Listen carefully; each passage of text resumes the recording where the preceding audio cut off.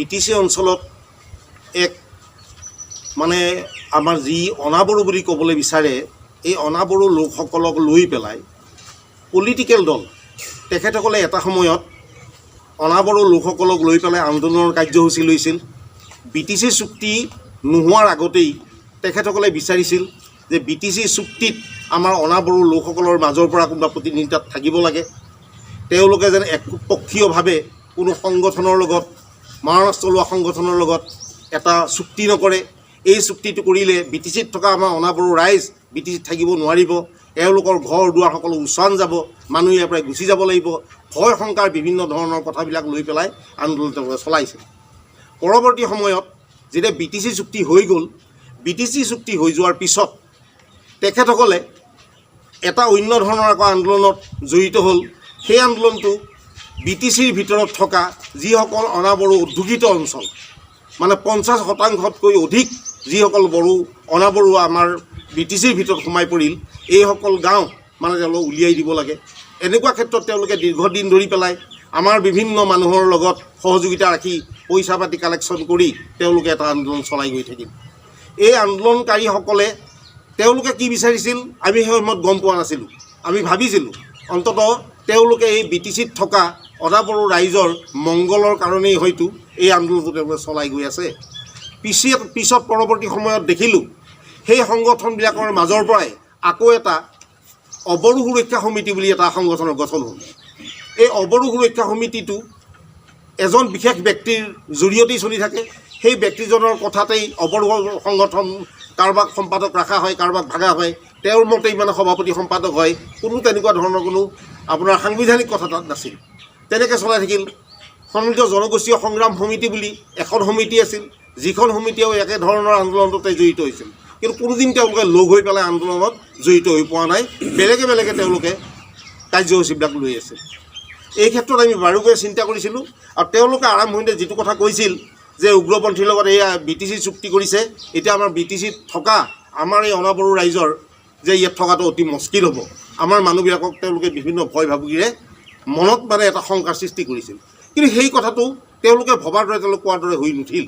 তাৰোপৰি এই যে বিগত সময়ছোৱাত তেওঁলোকে এই অনাবড়ো ৰাইজক মানে আভুৱা ভৰি অনাবড়ো ৰাইজৰ সুৰক্ষাৰ বাবে এজন MP তেওঁলোকে মানে কোকৰাঝাৰ সমষ্টিত উঠাই দিলে হীৰাশৰণীয়া ডাঙৰীয়াক উঠাই দি তাত অনাবড়ো ৰাইজক মানে হীৰাশৰণীয়া ডাঙৰীয়া সংসদত যাব পাৰিলে এই অনাবড়ো ৰাইজৰ গাঁওবিলাক কৰ্তন হ'ব, এনেকুৱা ধৰণৰ কিছুমান কথা কৈ পেলাই তেওঁক MPত পঠিয়াই দিলে। তাৰ ৰাইজে লাখ লাখ ৰাইজে কোনো বেলেগ দলত নাযায়, অকল হীৰাশৰণীয়াকে ভোট দিছিল, ভাবিছিল যাতে এখেত গ'লে আমাৰ নিশ্চয় গাঁওবিলাক কৰ্তন হ'ব। কিন্তু আজিৰ তাৰিখলৈকে তেওঁ সেইবিলাক বিষয়ত কোনো মাতেই তাত নামাতিলে। পৰৱৰ্তী সময়ত আৰু এটা কথা কোৱা ভাল হ'ব, আজিৰ তাৰিখত হীৰাশৰণীয়া ডাঙৰীয়াৰ লগত একালৰ আন্দোলনকাৰী ব্ৰজেন মহন্ত ডাঙৰীয়া তেখেত এওঁৰ উপদেষ্টা হিচাপে হীৰাশৰণীয়াৰ দলত কাম কৰি আছে। আৰু ব্ৰজেন মহন্ত ডাঙৰীয়া কিন্তু প্ৰথম অৱস্থাত হীৰাশৰণীয়াৰ লগত নাছিল। প্ৰথমবাৰ যেতিয়া তেওঁ মানে MP ইলেকশ্যন খেলে, সেই সময়ত হৰেশ্বৰ বৰ্মনেই হওক বা আমাৰ মহন্ত ডাঙৰীয়া হওক, তেখেতসকলে দিব বিচাৰিছিল অন্য এজনহে তাত কেণ্ডিডেট। কিন্তু যোগেশ্বৰ কলিতাৰ অকল মতালিকে সেই সময়ত হীৰাশৰণীয়াক তাত কেণ্ডিডেট দিয়া হ'ল। এতিয়া হীৰাশৰণীয়াই সেইকাৰণে মহন্ত ডাঙৰীয়াক বিচৰা নাছিল বা সন্মিলিত জনগোষ্ঠীয় সংগ্ৰাম সমিতিৰ মানুহ বিচৰা নাছিল।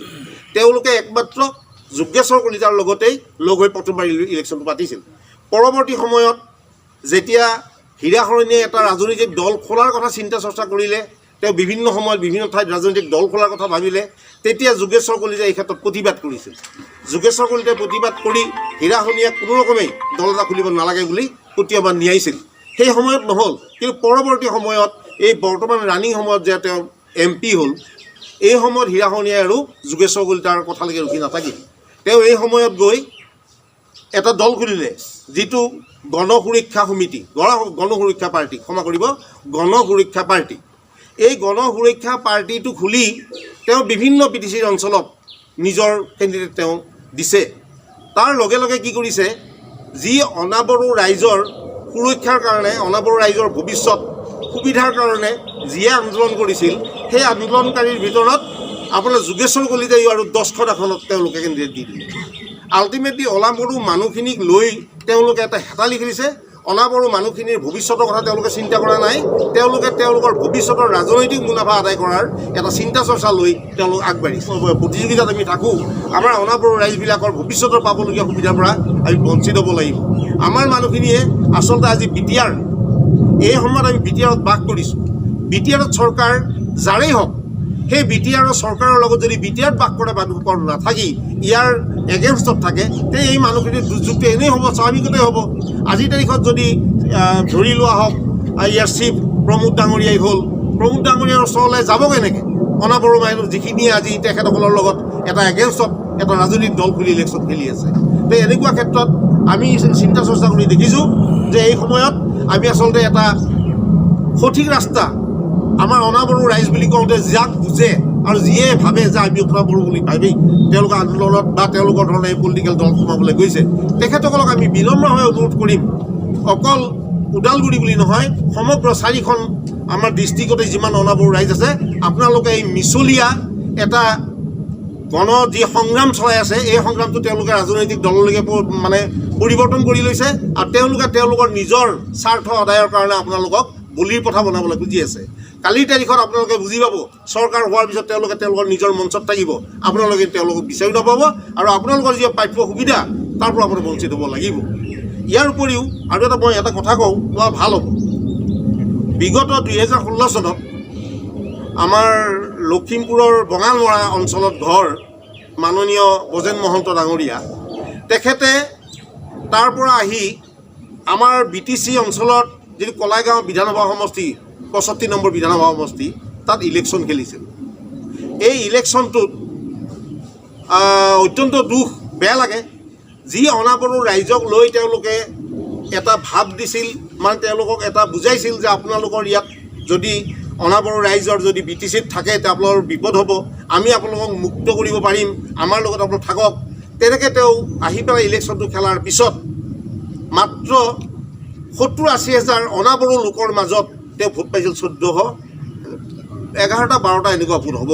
গতিকে ইমানখিনি ভোট পাইছিল মাত্ৰ। আজিৰ তাৰিখত মই এইটো চিন্তা কৰিবলৈ সকলোকে গৈছোঁ, যদি এই সময়ত সেনেকুৱা ধৰণৰ আন্দোলন, সেই সময়ত গৰম আন্দোলন চলিয়েই আছে, আন্দোলন BTC গঠন হৈছেহে মাত্ৰ, তাৰপিছত বিটিআৰৰ কথাই অহা নাই, ডিভাইড আছাম 50-50 চলি আছে। এনেকুৱা এটা সময়ত আমাৰ অনাবড়ো ৰাইজৰ গুৰি ধৰোঁতাজনে ইলেকশ্যনত অংশগ্ৰহণ কৰি যদি মাত্ৰ 1400 ভোট পাবলৈ সক্ষম হয়, তেতিয়া অনাবড়ো ৰাইজে কোন দিশত আছে? আচলতে আন্দোলনকাৰী দিশত আছে নে আচলতে আন্দোলন নকৰি আমি আমাৰ মাজত যি মিলা প্ৰীতি অতীতৰ পৰা চলি আছে, আমি যাৰ লগত একেলগে চলি আছোঁ, আমাৰ মাজত যাতে তেওঁলোকে কোনো ধৰণৰ বিদ্বেষৰ সৃষ্টি কৰিব নোৱাৰে, এই চিন্তা চৰ্চা কৰিয়েই নিশ্চয় BTCৰ মানুহে সেই সময়ত বিধানসভাত ভোট দিয়া নাই। সেই সময়ত ইয়াতে জিকিল মহেশ্বৰ বড়ো। এনেকুৱা এটা জল পট উদাহৰণ। এই কথাটো আজি এই কলাইগাঁও বিধানসভা সমষ্টিতেই নহয়, বেলেগ ঠাইতো হ'ব। আজিৰ তাৰিখত মই কৈছোঁ, যদি মহন্ত ডাঙৰীয়া BTCৰ ভিতৰতে কোনোবা এজন ব্যক্তি হ'লহেঁতেন, তেতিয়া নিশ্চয় আজিৰ তাৰিখত ইয়াতে কোনোবা এটা সমষ্টিত তেওঁ ইলেকশ্যন BTCত খেলিলেহেঁতেন। তেওঁ ইয়াত নোৱাৰে কাৰণেহে খেলা নাই। গতিকে এনেকুৱা ধৰণৰ কিছুমান কথা আমাৰ BTCত থকা ব্যক্তিসকলৰ মাজত, ৰাইজৰ মাজত, অবড়ো বুলি কোৱা যি ব্যক্তিসকলক ৰাইজক বুজাব খোজে, তেখেতসকলৰ মাজত এনেকুৱা ধৰণৰ কিছুমান বিভ্ৰান্তিমূলক কথা কৈ আমাৰ মানুহখিনিৰ সম্প্ৰীতি বিনষ্ট কৰিব নালাগে। আমি আশা কৰিছোঁ আজিৰ তাৰিখত যি বড়োলেণ্ড ডিভাইড আছাম 50-50 বুলি কৈ আপচুৱে তেওঁলোকৰ নিজে দাবীৰ পৰা পিছুৱাই আহি আমাৰ সকলো জাতি জনগোষ্ঠীকে লগত লৈ এখন বিটিআৰ চুক্তি হ'ল। এই বিটিআৰ চুক্তিৰ জৰিয়তে আমি সপোন দেখিছোঁ, আমাৰ অনাবড়ো লোকসকলকো লৈ আমি এখন সুন্দৰ সুঠাম সুস্বাস্থ্যৱান এখন BTC গঠন কৰা, বিটিআৰ গঠন কৰা। এই বিটিআৰ ভূমিত যিসকল ৰাইজ আছে, মই আজিৰ তাৰিখত আপোনালোকক সকলোকে অনুৰোধ জনাইছোঁ যে আপোনালোকে এনেকুৱা ধৰণৰ কথাত আগবাঢ়ি নাযাব। আৰু আজিৰ তাৰিখত মই ক'লোঁ, দুখন এখন আপোনাৰ বুদৈবৰী সমষ্টি আৰু এখন হ'ল আপোনাৰ ৰৌতা সমষ্টি, যিটো BTC সমষ্টি। এই সমষ্টি দুটাত মানে যোগেশ্বৰ কলিতাৰ অবড়ো সুৰক্ষা সমিতিৰ কেণ্ডিডেট দিছিলে, কিন্তু অনাবড়ো ৰাইজৰ ইয়াত যিটো তেওঁলোকৰ প্ৰতি সঁহাৰি সেইটো নেদেখি যোগেশ্বৰ কলিতাই উঠাই ল'বলৈ বাধ্য হ'ল। সেইফালে ৰৌতাত নিদিলে। ইতিমধ্যে গণ সুৰক্ষা পাৰ্টিৰ যিজন কেণ্ডিডেট আছে, আমি বিভিন্ন সময়ত গম পাইছোঁ তেওঁৰ লগতো মানুহ নাই। এই সময়ত তেওঁলোকে এতিয়া বহি যাবলগীয়া এটা অৱস্থা হৈছে।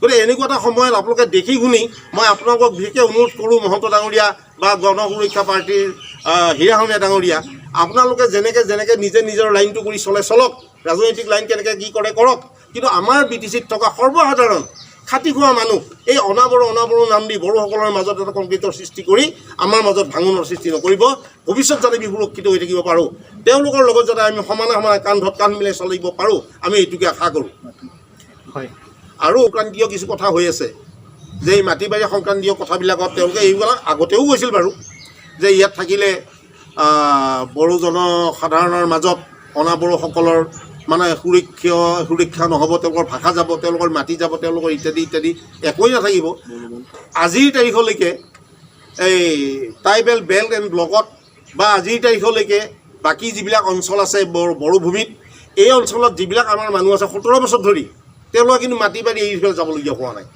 আৰু পৰৱৰ্তী সময়ত যি আপোনাৰ মাটি বাৰী সংক্ৰান্তীয় যি আইন আজি জলাশয় আজি ফৰেষ্ট বা অন্য ঠাইবিলাকত যদি বড়োসকল জনসাধাৰণ তাত থাকে তেওঁলোকে উচ্ছেদ কৰিব তাত বড়োসকল থাকিব নোৱাৰিব আমাৰ অন্য সাধাৰণতে বেলেগেই কথা তাত বড়োসকলো সুৰক্ষিত নহ'ব যদি জলাশয় দখল কৰি লৈছে যদি চৰকাৰী যেনেকুৱা ভূমি দখল কৰি লৈছে যদি আপোনাৰ ফৰেষ্টৰ মাজত তেওঁলোকে বসবাস কৰিছে BTC ভিতৰত তেওঁলোকে উচ্ছেদ হ'ব লাগিব সেই কথাটোকে সৰ্বসাধাৰণ ৰাইজক এইবিলাক মাটি চব ইহঁতে লৈ ল'ব এই ধৰণৰ কথা কৈ পেলাই মানুহক মিছাতে ভয় ভাবুকিৰ সৃষ্টি নকৰিব বিভ্ৰান্তিৰ সৃষ্টি নকৰিব আমি সকলোকে মিলি আছোঁ সকলোকে মিলি থকাৰ কাৰণে আপোনালোকে অন্ততঃ দয়া কৰক এই ধৰণৰ কথা কৈ এবাৰ সৰ্বসাধাৰণ ৰাইজক আপোনালোকে বিপদত পৰিচালনা নকৰিব যোৱাকালি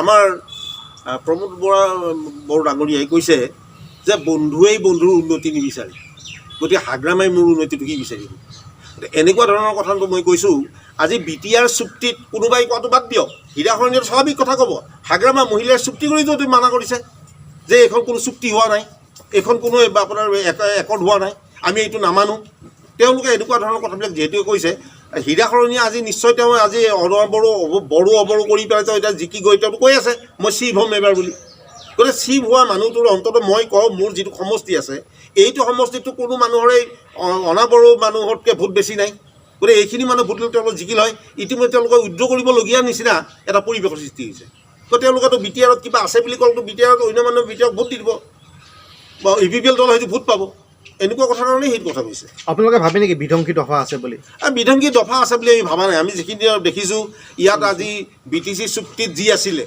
BTC চুক্তিৰ সেই চুক্তি তেওঁলোকে মৰ্মে তেওঁলোকে ইমপ্লিমেণ্ট কৰিব পৰা নাই তাৰ লগতে আজি আপচুৰ আণ্ডাৰত মানে প্ৰমোদ বড়োৰ আণ্ডাৰত যিটো আন্দোলন চলিছিল ডিভাইড আছাম 50-50 বড়োলেণ্ড ন' ৰেষ্ট সেই কথাটোৰ পৰা পিছুৱাই আহি তেওঁলোকে আজি ইউনিভাৰ্চিটি ইয়াত আপোনাৰ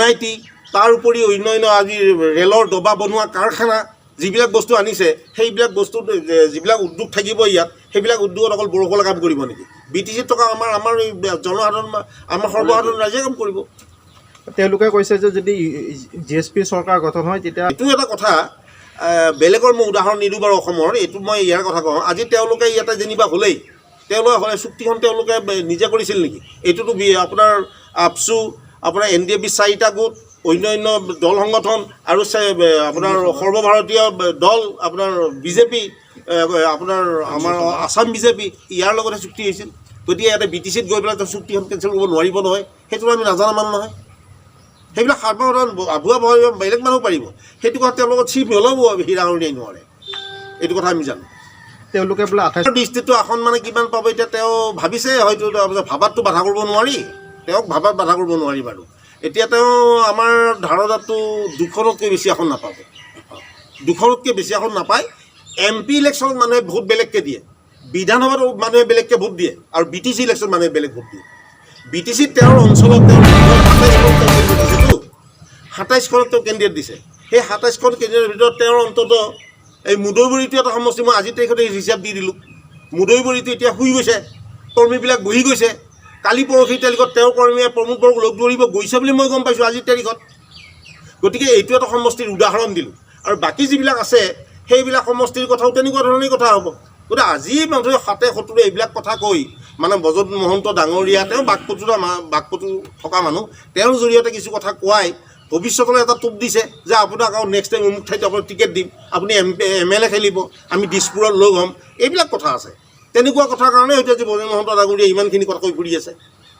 গতিকে এইবিলাক আশা নকৰাই ভাল।